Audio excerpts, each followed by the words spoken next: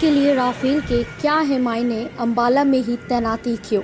दुनिया के सबसे घातक लड़ाकू विमानों में शुमार राफेल बुधवार को आखिरकार भारत पहुंच गए।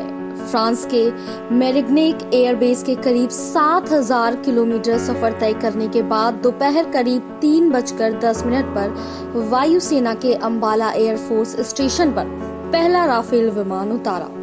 इसके बाद एक एक करके बाकी चारों विमानों ने 3:13 तक लैंडिंग की। वायुसेना प्रमुख एयर चीफ मार्शल आर.के.एस. भदौरिया समेत शीर्ष अधिकारियों ने 7 जाबाज पायलटों की अगवानी की। इससे पहले राफेल विमानों के भारतीय हवाई क्षेत्र में प्रवेश करने पर 2 सुखोई 30 विमानों की अगवानी की व अंबाला एयरबेस पर लैंड करने के बाद वाटर सैल्यूट दिया गया। हालांकि राफेल को वायुसेना के बेड़े में शामिल कर लिया गया है, लेकिन औपचारिक समारोह अगस्त में होगा। कार्यक्रम में रक्षा मंत्री राजनाथ सिंह भी शामिल होंगे। भारत के लिए राफेल के मायने। वायुसेना का बड़ा मनोबल। भारतीय वायुसेना का मनोबल बढ़ा है। राफेल युद्ध जीतने के निर्णायक भूमिका निभा सकता है। दुश्मन पर बढ़त। अत्याधुनिक हथियारों और मिसाइलों से लैस है। दुनिया की सबसे घातक समझे जाने वाली हवा से हवा में मार करने वाली मैच्योर मिसाइल किसी भी एशियाई देश के पास नहीं है। तकनीकी में आगे। स्टील्थ तकनीकी यानी कि रेडार को चकमा देने की ताकत है। किसी भी मौसम में दुश्मन की सीमा के भीतर जाकर हमला कर सकता है। साथ ही यह हिमालय के ऊपर भी उड़ सकता है। यह क्षमता बहुत कम विमानों में है। राफेल की टक्कर का कोई लड़ाकू विमान चीन और पाकिस्तान के पास नहीं है। हवा से हवा और हवा से जमीन पर वार करने के मामले में राफेल का चीन या पाकिस्तान के विमानों से कई गुना तुलना नहीं की जा सकती है। पाक के पास जो सबसे आधुनिक विमान अमेरिका से आए F-16 और F-17 ही है। चीन के पास सबसे आधुनिक विमान चेंगदू J-20 है। दूसरे देशों की नकल कर चीन ने इसे बनाया है और इसे लेकर उसके दावे भी संदिग्ध हैं। लीबिया, इराक और सीरिया में राफेल की खूबियां साबित हो चुकी हैं। राफेल में न सिर्फ उससे ज्यादा खूबियां हैं, बल्कि भारत ने अपनी जरूरतों को मुताबिक इसमें कुछ संशोधन भी कराए हैं। इसलिए अंबाला में तैनाती की गई है। चीन, पाकिस्तान के साथ तैनाती को देखते हुए इन्हें जोधपुर के बजाय अंबाला में तैनात किया गया है। यहाँ से ये LOC और LAC पर जल्दी पहुँच सकते हैं। दूसरा, अंबाला बेस दिल्ली से महज 200 किलोमीटर करीब होने के कारण रणनीतिक दृष्टिकोण से भी अहम है। पाकिस्तान में एयर स्ट्राइक के लिए अंबाला से उड़े थे मिराज। दिल्ली से महज 200 किलोमीटर की दूरी पर स्थित अंबाला एयरबेस रणनीतिक महत्व का स्क्वाड्रन रहा है, जो दिल्ली में वेस्टर्न एयर कमांड के अधिकार में आता है। फरवरी 2019 में पाकिस्तान के बालाकोट के एयर स्ट्राइक के लिए मिराज यहीं से उड़े थे और सफल ऑपरेशन कर लौटे थे। इसके अलावा 1999 के कारगिल युद्ध के समय भी अंबाला के इस एयरबेस ने अहम भूमिका निभाई थी, जब 234 ऑपरेशनल उड़ानें यहां से भरी गई थी। सुखोई के 23 साल बाद नया विमान। रूस से सुखोई लड़ाकू विमानों की खरीद के करीब 30 साल बाद अत्याधुनिक लड़ाकू विमानों का बेड़ा वायुसेना को मिला है। एनडीए सरकार ने 2016 में फ्रांस की दसॉल्ट एविएशन के साथ 36 लड़ाकू विमान खरीदने के 59,000 करोड़ का करार किया था। वायुसेना के पास 31 स्क्वाड्रन है। यह सौदा वायुसेना की कम होती युद्धक क्षमता के सुधार के लिए किया गया था। वायुसेना के पास फिलहाल 31 स्क्वाड्रन है, जबकि कम से कम 42 स्क्वाड्रन होने चाहिए।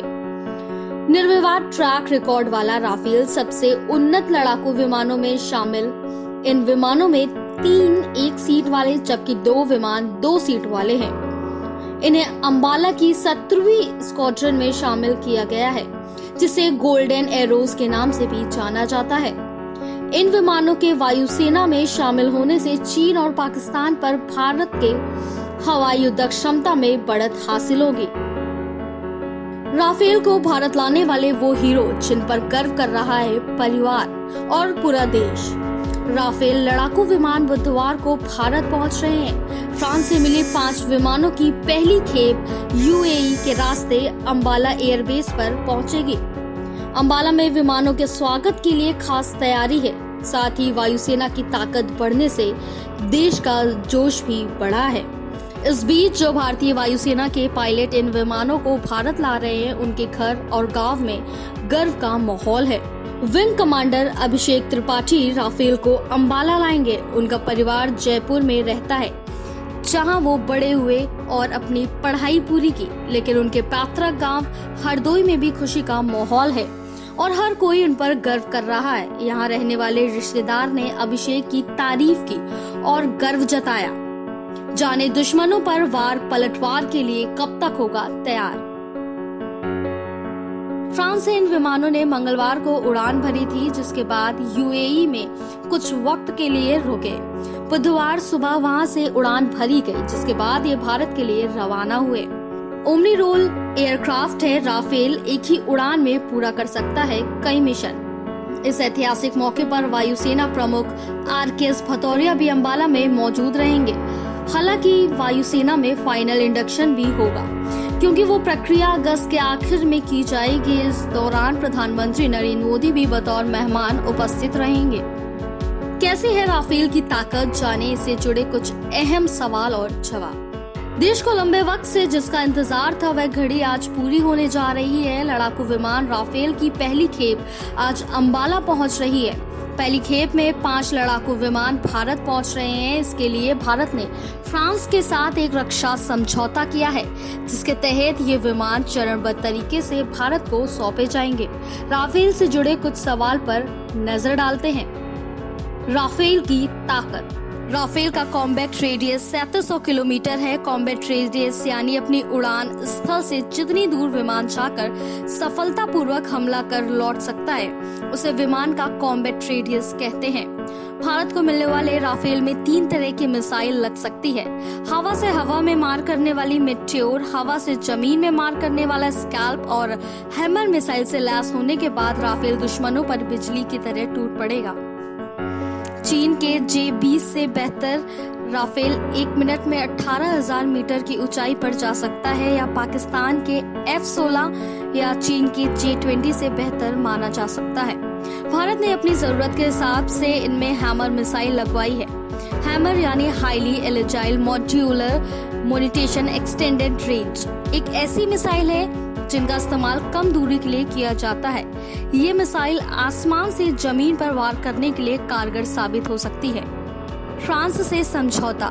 राफेल विमानों का सौदा भारत और फ्रांस के बीच में हुआ है। इस डील पर साल 2016 में हस्ताक्षर किया गया। डील के तहत भारत को 36 राफेल विमान मिलेंगे और इसकी कुल कीमत तकरीबन 58,000 करोड़ रुपए होगी। इस समझौतों को लेकर काफी विवाद भी रहा है। खासकर कांग्रेस पार्टी ने इस डील को लेकर सरकार को कई बार घेरा है। कांग्रेस का आरोप रहा है कि मौजूदा सरकार की डील महंगी है, जबकि उनके जमाने में ये विमान सस्ती दर पर खरीदने की बात हुई थी। कहां कितने विमान तैनात हैं? फरवरी 2021 तक जाकर राफेल विमान पूरी तरह से ऑपरेशनल होंगे। राफेल विमान को फ्रांस ने भारतीय वायुसेना के हिसाब से बनाया है, जिसमें भारत की जरूरतों का ध्यान रखा गया है। भारत को जो राफेल मिला है, उसका टेल नंबर है RB001। राफेल 4.5 जनरेशन का लड़ाकू विमान है, जो भारतीय वायुसेना में एक तरह से बड़ा बदलाव लाएगा। इस विमान ने 24,500 किलोग्राम भार ढोने की क्षमता है। साथ ही विमान के जरिए एक साथ 125 राउंड गोलियां दागी जा सकती हैं, जो किसी को कुछ सोचने से पहले उसका काम तमाम कर सकती है। राफेल की कहां तैनाती? राफेल विमान को वायुसेना की गोल्डन एरो 17 स्क्वाड्रन में शामिल किया जाएगा। यह स्क्वाड्रन काफी प्रसिद्ध है, जिसने कारगिल युद्ध में भी महत्वपूर्ण भूमिका निभाई थी। गोल्डन एरो 17 स्क्वाड्रन भारत के सबसे पुराने स्क्वाड्रन में से एक है। अंबाला में राफेल विमानों की तैनाती होने जा रही है। बता दें, अंबाला एयरबेस देश का सबसे पुराना और विश्वसनीय एयरबेस है। बंगाल में दूसरा स्क्वाड्रन तैनात है। एयरफोर्स ने राफेल की सभी तैयारियां पूरी कर ली हैं। राफेल से जुड़े सभी इंफ्रास्ट्रक्चर भी तैयार हैं। यहां तक कि पायलटों को इसकी खास ट्रेनिंग भी दे दी गई है। राफेल का पहला स्क्वाड्रन अंबाला में इसलिए तैनात किया जा रहा है क्योंकि इस जगह का खास रणनीतिक महत्व है। यहां से भारत पाकिस्तान बॉर्डर महज 220 किलोमीटर की दूरी पर है। राफेल का दूसरा स्क्वाड्रन पश्चिम बंगाल के हसीमारा में तैनात किया जाएगा। अंबाला एयरबेस का इतिहास। साल 2019 में यहाँ रॉयल एयरफोर्स के 99 स्क्वाड्रन की तैनाती की गई थी। इसी के साथ यहाँ ब्रिस्टल फाइटर्स भी लगाए गए। बाद में 1922 में Ambala royal air force Indian command का हेडक्वार्टर बना दिया गया। 1948 में यहाँ फ्लाइंग इंस्ट्रक्टर स्कूल की स्थापना हुई, जो स्कूल 1954 तक चला। अंबाला बेस पर 1965 और 1971 में पाकिस्तान की ओर से हमला किया जा चुका है। 19 जुलाई को यह बेस राफेल विमानों की तैनाती का गवाह बनने जा रहा है।